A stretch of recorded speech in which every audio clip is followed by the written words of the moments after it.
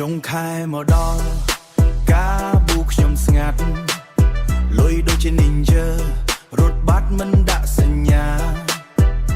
មិត្តហៅញ៉ាំ BBP ខ្ញុំថា busy ពិតអត់លុយទេបេះដូងខ្ញុំ DZZ មើលតម្លៃ menu ដូចមើលលេខ lottery ចង់ញ៉ាំអ្វីមួយតែសន្តាន sorry អេបអៀមទៅមើល balance zero ជីវិតចុងខែខ្ញុំ feel like hero ដាច់លុយចុងខែអើ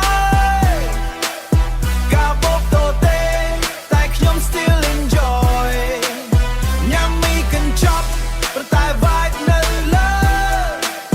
រងចាំ payday then we go crazy season then we go crazy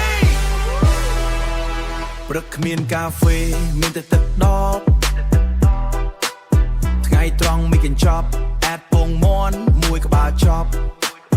មិត្ត post story steak on wine ខ្ញុំ scroll ហើយសួរ why not man លបស្នានលុយសមមាន់វត្តគិតដល់យប់ចង់ទៅ club តែជើងត្រូវឈប់ Google search how to survive ចុងខែនេះខ្ញុំ still alive Wuzuhi ការបូបស្ងាត់តែស្មារតីខ្ញុំមិនស្ងាត់សើចទៅជាមួយជីវិតទោះបីលំបាកថ្ងៃនេះអត់លុយមិនមានន័យថាប្រជ័យ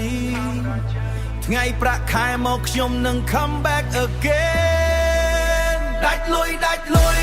ចុងខែ